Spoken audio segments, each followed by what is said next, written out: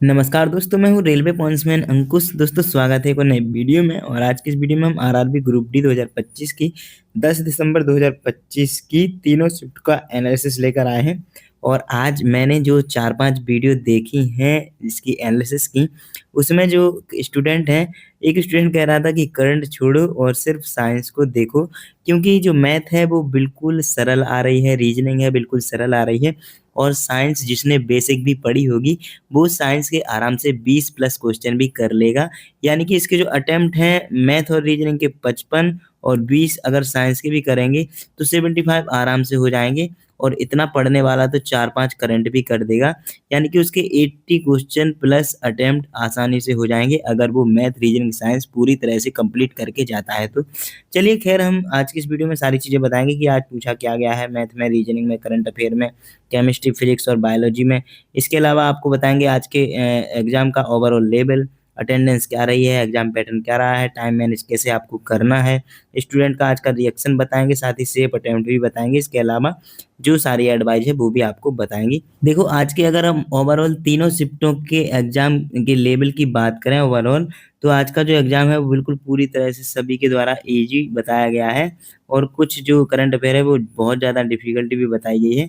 तो easy to moderate overall level आज की तीनों शिफ्ट कर रहा है, जिसमें मैथ्स बता रहे थे और रीजनिंग बता रहे थे कि बहुत ज़्यादा ईज़ी। और उनकी भाषा में अगर बोलें तो कचरा ये लोग बता रहे थे कि मैथ, रीजनिंग पूरी तरह से इतनी ईज़ी आई है कि 55 आउट ऑफ 55 आराम से एक पढ़ने वाला स्टूडेंट कर लेगा। साइंस की बात करें तो साइंस भी ईज़ी टू मॉडरेट आज की बताई जा रही है स्टूडेंट के द्वारा। इसके अलावा जो साइंस है, साइंस में फिज़िक्स बहुत ज़्यादा पूछी जा रही है, न्यूमेरिकल्स वाली फिज़िक्स पूछी जा रही है, डायरेक्ट फ़ॉर्मूला भी पूछ ले रहे हैं। इसके अलावा जो बायोलॉजी है सिर्फ़ 4 से 5 क्वेश्चन और केमिस्ट्री के 5 से 6 क्वेश्चन इस प्रकार पूछे जा रहे हैं सभी शिफ्टों में, यानी कि ज़्यादातर फिज़िक्स का वेटेज बहुत ज़्यादा है। करंट अफ़ेयर आज की बहुत ज़्यादा डिफ़िकल्ट तीनों शिफ्टों में स्टूडेंट के द्वारा बताई जा रही है। और जो आज करंट अफ़ेयर है वो सिर्फ़ मई-जून की स्टूडेंट के द्वारा बताई जा रही है कि 2 महीने से बहुत ज़्यादा क्वेश्चन करंट अफ़ेयर के देखने को मिले हैं। अटेंडेंस की अगर हम बात करें तो किसी-किसी एग्ज़ाम सेंटर पे 40%, किसी पे 42%, किसी पे 45%। ओवरऑल अगर हम बात करें तो 50% से कम ही रह रही है हर एक एग्ज़ाम सेंटर की जो अटेंडेंस है वो। एग्ज़ाम पैटर्न में कोई भी बदलाव नहीं हुआ है, जो पैटर्न 27 नवंबर से चलता आ रहा है, वही एग्ज़ाम पैटर्न अभी भी चल रहा है। कोई भी बदलाव नहीं हुआ है, बस थोड़ा बहुत लेवल ऊपर-नीचे हो जाता है। कभी-कभी साइंस थोड़ी टफ़ पूछ ली जाती है, कभी करंट अफ़ेयर का जो लेवल है वो बढ़ा दिया जाता है, कभी नॉर्मल कर दिया जाता है, लेकिन ईज़ी तो करंट अफ़ेयर एक भी शिफ्ट में अभी तक देखने को नहीं मिली है। टाइम मैनेजमेंट जो सीटिंग अरेंजमेंट है उसकी, रीजनिंग की, इसके अलावा जो मैथ में अरिथमेटिक आ रही है, मैथ की अरिथमेटिक की, तो ये जो क्वेश्चन है टाइम एंड वर्क और जो सीआईएसआई वाले, इसमें थोड़ी कैलकुलेशन आपको करनी पड़ सकती है। तो अपना जो टाइम मैनेज करना है अगर आपको, तो इसके लिए आप सीटिंग अरेंजमेंट वाले, इसके अलावा जो अरिथमेटिक है, इसकी जो कैलकुलेशन स्पीड है, जैसे कि square, square root, cube, cube root और जो percentage to fraction, fraction to percentage, ये सारी चीज़ें आप बिल्कुल पूरी तरह से दिमाग में बैठा के रखना। जितनी ज़्यादा आप अच्छे से कैलकुलेशन कर लोगे, उतना ही फ़ायदा आपको एग्ज़ाम के टाइम बचाने में मिल जाएगा। स्टूडेंट के रिएक्शन की बात करें तो आज तो करंट अफ़ेयर को लेकर बहुत ज़्यादा छात्र ऐसे बता रहे थे, जैसे आज बहुत ज़्यादा हार्ड करंट अफ़ेयर पूछ ली गई हो। देखो करंट अफ़ेयर में क्या है कि जो खेल है उससे क्वेश्चन डेफ़िनेटली बन रहे हैं, बजट से क्वेश्चन एक ना एक आ जाता है। इसके अलावा पॉलिटी का बता रहा था एक स्टूडेंट, ख़ैर वो करंट अफ़ेयर में ही आया होगा। तो करंट अफ़ेयर में राजनीति से वो बता रहा था कि 2 क्वेश्चन 3rd शिफ्ट में 10 दिसंबर की पूछे जा रहे हैं। तो ये जो पॉलिटी ये बता रहे हैं, ये पॉलिटी से तो नहीं आ रहा है क्वेश्चन, लेकिन जो पॉलिटी है वो हाल ही वाली कुछ ऐसा पूछ सकते हैं राजनीति से, चाहे कहाँ के सीएम बने हैं नए, कहाँ पे क्या सीटें वगैरह आई हैं, ये सारी चीज़ें जो करंट अफ़ेयर है उसी से पॉलिटी को रिलेट करके क्वेश्चन पूछे जा रहे हैं। तो आज का जो स्टूडेंट का रिएक्शन है, वो सिर्फ़ करंट अफ़ेयर को लेकर थोड़े परेशान थे। बाकी जो उनका मैथ, रीज़निंग और साइंस का रिएक्शन है, वो बहुत ज़्यादा अच्छा रहा है और अच्छे-अच्छे अटेम्प्ट भी स्टूडेंट ने किए हैं। अगर हम सेफ अटेम्प्ट की बात करें मैथ की, रीजनिंग की, जनरल साइंस की और करंट अफेयर की, तो मैथ में स्टूडेंट आज 25 टू 25 बहुत सारे स्टूडेंट बता रहे थे। तो आज का हम मैथ का अटेम्प्ट 23 प्लस मान के चलेंगे और रीजनिंग तो बहुत ज़्यादा ईज़ी आज की बताई जा रही थी। एक तो बता रहा था कि नॉर्मलाइज़ेशन में इस शिफ्ट वालों को बहुत कम फ़ायदा मिलेगा। तो जो रीजनिंग है वो 29 प्लस आज की हम मान के चलेंगे, क्योंकि हर एक स्टूडेंट ने रीजनिंग को ईज़ी बताया है। जनरल साइंस की बात करें तो आज का जो अटेम्प्ट है वो 20 प्लस स्टूडेंट के द्वारा रहेगा, जिन्होंने बेसिक तरीके से पूरा सिलेबस कंप्लीट किया है। लेकिन करंट अफेयर में बहुत कम क्वेश्चन अटेम्प्ट कर पाए हैं आज के क्वेश्चन 8 से लेके 10 क्वेश्चन जिसने कर दिए वो मैक्सिमम होंगे, क्योंकि आज की जो करंट अफेयर है वो बहुत ज़्यादा डिफ़िकल्ट बताई जा रही है, जिस वजह से शायद नॉर्मलाइज़ेशन में इनको फ़ायदा भी मिल सकता है। तो ओवरऑल मैथ, रीजनिंग और जनरल साइंस इसमें ईज़ी टू मॉडरेट ही पूछी गई है, जिसमें मैथ, रीजनिंग बहुत ज़्यादा ईज़ी पूछी गई है और करंट अफेयर थोड़ी डिफ़िकल्ट पूछी गई है। ओवरऑल अगर हम इनके क्वेश्चन अटेम्प्ट की बात करें तो 23 हो जाएँगे मैथ में और 29 रीजनिंग में, 20 हो जाएँगे साइंस में और 8 मान के चलेंगे हम करंट अफेयर में। अगर इनको जोड़ा जाए तो ये हो जाएगा टोटल लगभग 80 क्वेश्चन। तो जिसने भी 80 क्वेश्चन या फिर 75, 80 और 75 के बीच में जिसने भी क्वेश्चन को अटेम्प्ट किया है और अगर उनकी एक्यूरेसी 90% प्लस रह रही है, तो डेफ़िनेटली वो सेफ अटेम्प्ट माना जाएगा आज के लिए।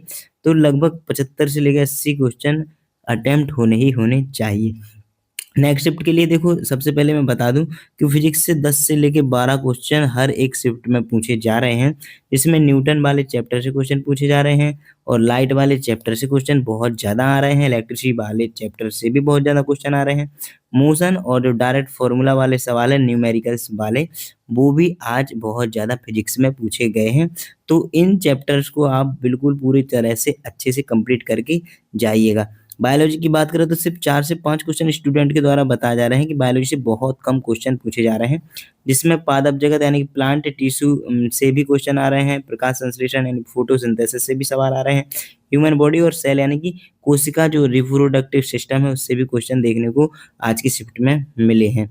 और इसके बाद केमिस्ट्री की बात करें तो केमिस्ट्री में 6, 5, 6 या 7 ऐसे क्वेश्चन बता रहे थे कि केमिस्ट्री के पोर्शन में आ रहे हैं। इसमें जो रिएक्शंस हैं उनके समीकरण पूछे जा रहे हैं, अम्ल, क्षार, लवण, कार्बन और पेरियोडिक टेबल से रिलेट करके भी ऐसे क्वेश्चन पूछे जा रहे हैं। डायरेक्ट पेरियोडिक टेबल से तो क्वेश्चन नहीं आ रहा है, लेकिन उससे रिलेट करके क्वेश्चन पूछे जा रहे हैं और ये चीज़ मैं आपको बिल्कुल 27 नवंबर से लेकर अब तक जो चीज़ अगर यहाँ पे एनालिसिस दे रहा हूँ सेम का सेम चल रहा है, थोड़ा बहुत बदलाव हो जाता है। करंट अफेयर की बात करें तो आज सब बहुत सारे स्टूडेंट सिर्फ मई और जून 2025 की करंट अफेयर बता रहे थे कि आधे से ज़्यादा क्वेश्चन सिर्फ मई और जून 2 महीने से पूछे गए हैं। तो देखो, मैं शुरू से कहता आ रहा हूँ कि आप अपनी अप्रैल से लेके जुलाई तक की करंट अफेयर परफेक्ट बना के रखिएगा। अगर आप पहले से पढ़ते आ रहे हैं, तो जनवरी से लेकर अगस्त तक की करंट अफेयर आप 2025 की कंप्लीट कर लो।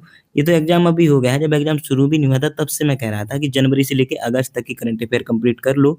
इसके बाद आपको करंट अफेयर में कुछ भी करने की ज़रूरत नहीं पड़ेगी। अगर हम करंट अफेयर में बात करें कि किस चीज़ से ज़्यादा क्वेश्चन आ रहे हैं, तो अवार्ड से एक ना एक क्वेश्चन देखने को मिलता है, कभी-कभी 2-2 क्वेश्चन भी आ जाते हैं। स्पोर्ट्स यानी कि खेल से क्वेश्चन मिलते हैं, 2 क्वेश्चन हर एक शिफ्ट में पूछे जा रहे हैं। किसी-किसी शिफ्ट में 3-3 क्वेश्चन भी स्पोर्ट्स से पूछे गए हैं। स्कीम और सबमिट भी एक ना एक क्वेश्चन हर एक शिफ्ट में देखने को मिल रहा है।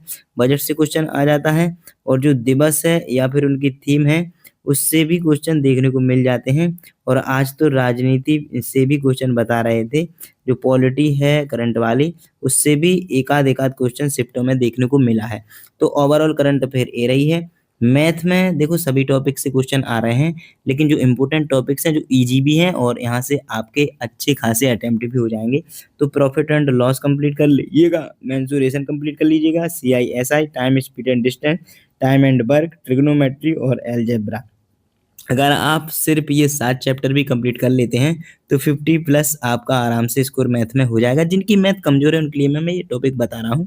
बाकी जिनकी मैथ अच्छी है वो हर एक टॉपिक को अच्छे से रिवाइज़ और प्रैक्टिस करके जाइएगा। देखो, रीजनिंग में मैं शुरू से कहता आ रहा हूँ, जिन्होंने भी पीवाईक्यू 2022 कंप्लीट किया है, पूरी तरह से 99 शिफ्टें अगर अटेम्प्ट की हैं और अच्छे से प्रैक्टिस करके गए हैं, तो आउट ऑफ 30 पूरे 30 के 30 क्वेश्चन रीजनिंग के वो अटेम्प्ट करके आएगा और एक भी क्वेश्चन उनका गलत नहीं होगा। इम्पोर्टेंट अगर इसमें हम टॉपिक की बात करें तो देखो, सिटिंग अरेंजमेंट से, कोडिंग डिकोडिंग से, ब्लड रिलेशन से, बोर्ड मास वाले सवाल 3 से 4 हर एक शिफ्ट में मिल रहे हैं, सिटिंग अरेंजमेंट के 3 से 4 मिल रहे हैं और दिशा और दूरी वाले सवाल भी हर एक शिफ्ट में 2 से 3 देखने को मिल रहे हैं। तो दोस्तों, ओवरऑल यही एनालिसिस थी 10 दिसंबर 2025 की तीनों शिफ्टों की। तो आपको करंट छोड़ना नहीं है, ये सिर्फ़ एक स्टूडेंट का डायलॉग था इसलिए मैंने थंबनेल में रखा था। बाकी साइंस आप जितनी ज़्यादा प्रैक्टिस और अच्छे से करके जाओगे, उतना ज़्यादा आपको फ़ायदा मिलेगा। तो ओवरऑल यही एनालिसिस थी आज की इस वीडियो में। तो उम्मीद है कि आपको ये एनालिसिस पसंद आई होगी। जिनका भी एग्ज़ाम है कल या फिर आगे किसी भी डेट को, उन सभी के लिए बेस्ट ऑफ लक। बढ़िया से रिवाइज़ करके, प्रैक्टिस करके एग्ज़ाम देने जाइएगा। बहुत अच्छा आपका एग्ज़ाम होगा अगर आपने मेहनत करी है तो। चलिए फिर मिलते हैं अगली वीडियो में, तब तक के लिए नमस्कार, धन्यवाद।